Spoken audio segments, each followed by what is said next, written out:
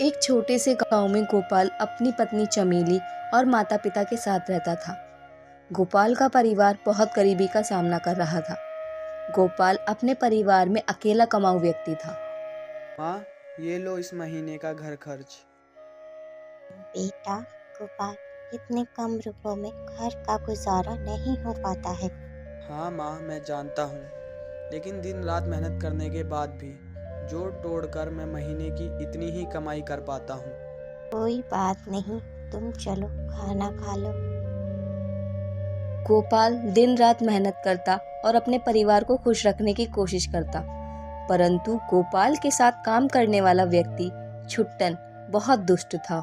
वो किसी न किसी बहाने से गोपाल को काम पर से हटवाना चाहता था, क्योंकि सेठ को गोपाल पर सबसे ज्यादा भरोसा था। और एक दिन की बात है, छुट्टन गोपाल को काम से निकलवाने की एक तरकीब बनाता है।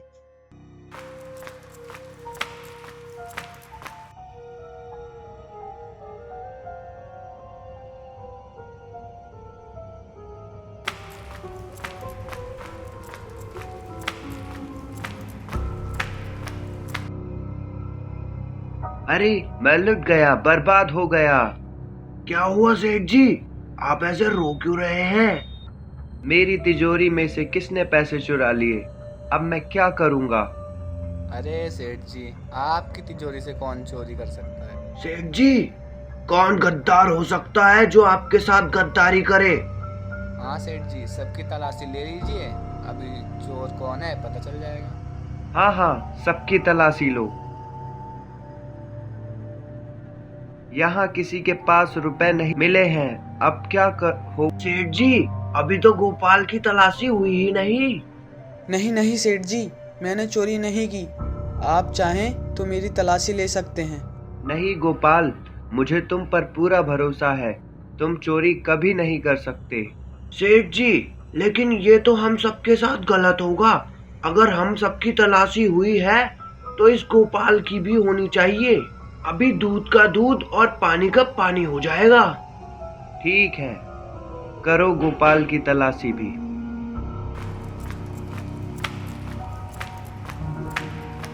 देखिए सेठ जी, ये रहे रुपए। चोर की दाढ़ी में तिनका। गोपाल, तुमने चोरी क्यों की? नहीं सेठ जी, मैंने नहीं की।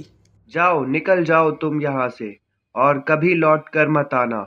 अपना मुंह मुझे कभी मत दिखाना दोबारा। अब आया ना ऊंट पहाड़ के नीचे।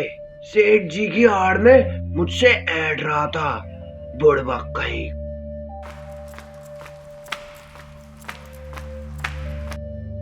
ए जी, क्या हुआ? आप इतने परेशान क्यों हैं? सेठ जी ने मुझे काम से निकाल दिया है। क्या? ये नहीं हो सकता। सेठ जी ने तुम्हें काम से क्यों निकाला?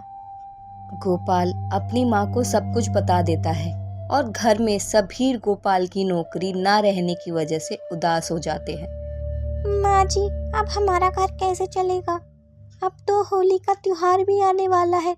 हम त्योहार कैसे मनाएंगे? बहू, तुम परेशान मत हो। मैं गांव में ही किसी के घर झाड़ू पोछे का काम ढूंढ लेती हूँ। हाँ, और मैं भी किसी खेत पे मजदूरी कर लूँगा। माँ, बाबूजी, आप इस उम्र में काम करेंगे? नहीं, मैं ही कोई नया काम ढूंढ लूँगा।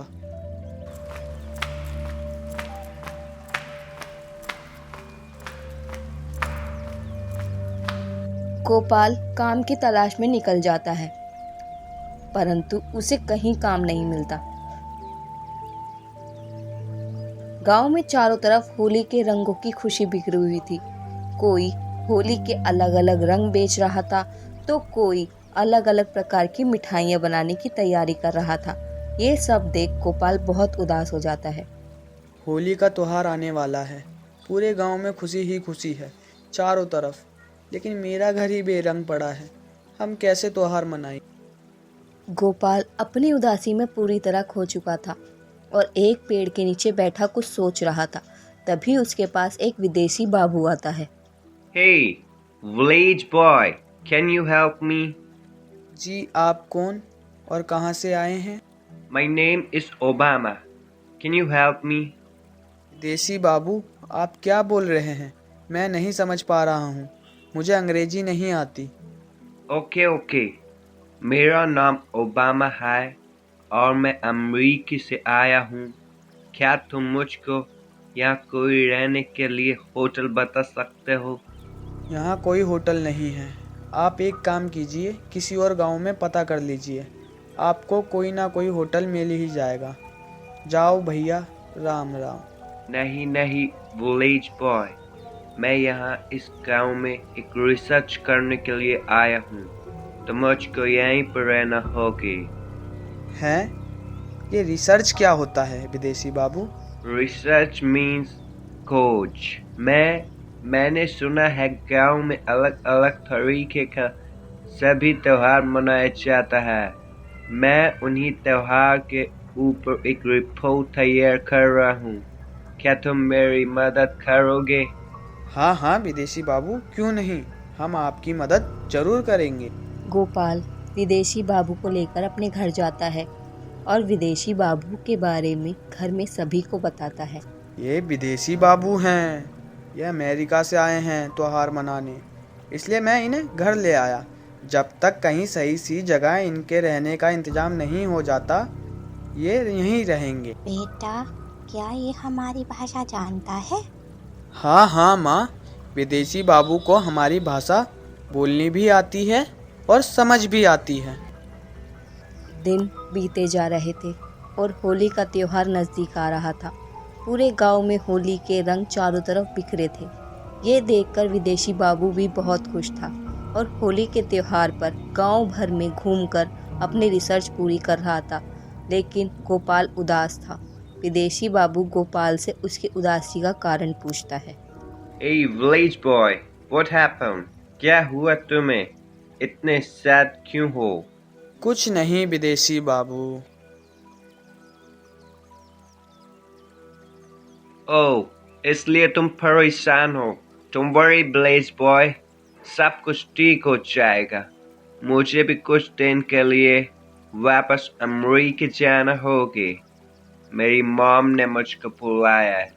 लेकिन आपने तो कहा था कि आप सभी त्योहार यहाँ मना कर जाएंगे। Hey village boy, होली की रिपोर्ट मैंने तुम्हारी हेल्प से जल्दी कंप्लीट कर ली है। अब मैं वापस रिटर्न जाऊंगा और नेक्स्ट फेस्टिवल पर वापस तुम्हारे पास आऊंगा। अब तो तुम मेरे गुड फ्रेंड भी बन गए हो। हाँ विदेशी बाबूजी, आप कभी भी वापस आइएगा, हमें बहुत अच्छा लगेगा आपके साथ रहने में। हेलो विलेज बॉय, मेरी तरफ से तुम्हारे और तुम्हारी फैमिली को होली के gift. Happy Holi my dear good friend, enjoy your festival my friend. Bye, मैं चलता हूँ। विदेशी बाबू वापस अपने देश लौट जाता है, लेकिन जाते जाते उनको एक बैग तोहफे के रूप में दे जाता है। गोपाल और उसके परिवार ने जब बैग खोलकर देखा तो उनके चेहरे खुशी से चमक उठे। गोपाल और उसका पूरा परिवार खुशी से झूम उठा और सबने हंसी खुशी मिलकर त्योहार मनाया और बाकी बचे रुपए से गोपाल ने एक फलों की दुकान खोली, जिससे कि उसका घर अच्छे से चल सके। गोपाल और उसका परिवार मिलकर विदेशी बाबू के लौटने का हर दिन इंतज़ार करते हैं और सभी हंसी खुशी रहते हैं।